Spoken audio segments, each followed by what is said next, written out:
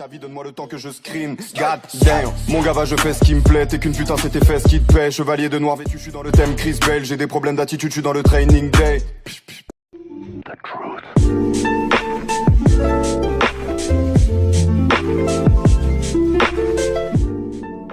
Yo les potos, c'est Zen, j'espère que vous allez bien. Au cours du temps, YouTube a connu plusieurs coups durs. Démonétisation massive, le Content ID et l'algorithme toujours plus efficace mais ravageur puisque trop de performance tue la performance, bref. La plupart du temps, ça ne venait pas de YouTube directement, mais plutôt des lois, parce que les lois s'appliquent aussi sur internet. YouTube est présent partout dans le monde, il est donc très compliqué d'adapter le site aux différentes lois de différents pays, mais a toujours fait au mieux pour avoir toujours au moins un pied dans la légalité. C'est en fait l'objectif du Content ID qu'on appelle plus familièrement le bot, et qui s'apprête à devenir complètement obsolète en Europe. Aujourd'hui, il permet d'identifier tous les contenus copyrightés présents sur la plateforme et de détecter les vidéos qui justement utilisent ces données sans en avoir le droit. Ça peut être des musiques, des films, des trailers, des extraits d'émissions TV, des gameplays de jeux vidéo ou même tout simplement des vidéos de youtubeurs. Le bot détecte donc ce type de contenu, qu'il soit tourné sous forme de parodie, de critique ou même qu'il soit mis en ligne tel quel, et envoie une notification au propriétaire des droits, lequel a le choix entre ignorer la correspondance, rediriger la monétisation à son avantage ou tout simplement faire supprimer la vidéo tout en strikant la chaîne concernée. Et c'est d'ailleurs devenu d'autant plus facile récemment parce qu'avec la nouvelle version de YouTube Studio, n'importe quelle chaîne ayant plus de 100 000 abonnés peut consulter directement dans son tableau de bord qui utilise son contenu et dans quelles limites. Dans le cas où la vidéo est strikée, le youtubeur ayant utilisé le contenu copyrighté dispose ensuite de quelques jours pour contester la décision de l'ayant droit, lequel a une nouvelle fois le choix entre accepter et refuser cette contestation. Si les deux parties n'arrivent pas à se mettre d'accord, si le youtubeur n'accepte pas le strike ou si l'ayant droit n'accepte pas de retirer son strike, ça peut aller beaucoup plus loin, en fait devant la justice. À aucun moment YouTube n'intervient dans le litige, il fait juste la poucave en avertissant et laisse les deux parties se démerder. Ça n'empêche pas les abus, mais au moins les titulaires des droits ont le plein pouvoir sur leur contenu et peuvent le protéger légitimement. Mais c'est là qu'intervient l'article 13.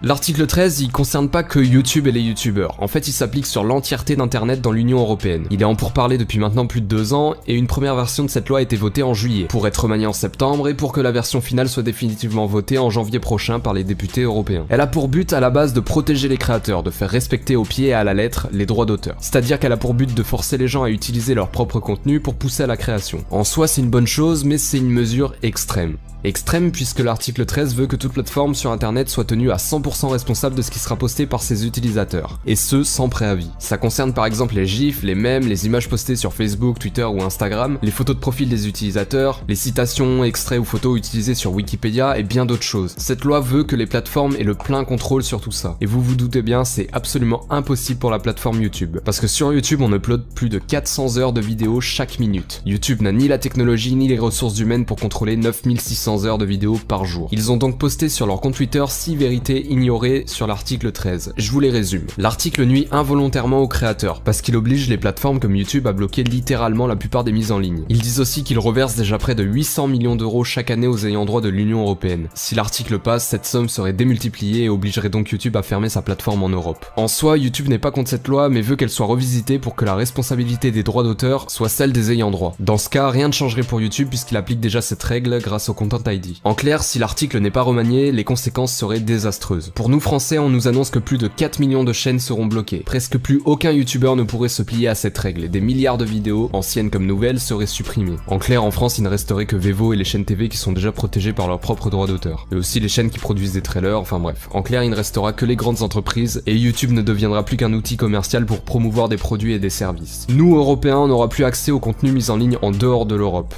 Ce qui veut dire que les youtubeurs en Amérique par exemple perdraient une grosse partie de leur audience. C'est pourquoi de leur côté ils en parlent énormément, et peut-être même plus que nous. C'est le problème que j'ai constaté, en France personne n'en parle. Il y a eu qu'une petite poignée de vidéos à ce sujet et quelques tweets, et pourtant aujourd'hui il nous reste moins de 2 mois pour faire entendre notre désapprobation au Parlement européen. La PDG de YouTube s'est déjà entretenue avec des responsables du Parlement européen, l'Italie s'est déjà prononcée et a déjà demandé la modification de l'article, mais ça ne suffit pas. Pour augmenter nos chances de faire modifier l'article avant le vote de janvier, dans un premier temps je vais vous demander d'aller signer la pétition que je vous mets en description. On est tous concernés, viewers comme youtubeurs. Allez-y, ça se fait en 2 clics. Il y a déjà presque 2 millions de signatures, ça peut jouer. Ensuite, YouTube a créé une page dans laquelle il nous demande de parler de tout ça sur les réseaux sociaux avec le hashtag SaveYouInternet. Il nous demande aussi d'en faire des vidéos YouTube pour le faire savoir à un maximum de personnes. C'est un sujet bien trop ignoré. Je vous autorise exceptionnellement à réuploader cette vidéo si vous en avez l'envie. C'est une cause importante pour nous tous. Ne la prenez pas à la légère. Je vous mets en description aussi le peu de youtubeurs qui en ont parlé et certains l'expliquent bien mieux que moi. Certains donnent même des solutions, n'hésitez pas à checker ça. En tout cas pour ma part, je reviens très bientôt. En attendant, je vous dis à la prochaine, c'était Zen,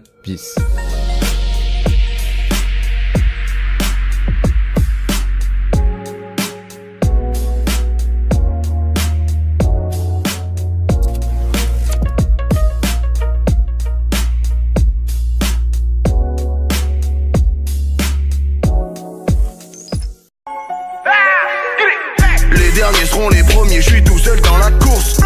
n'investis pas dans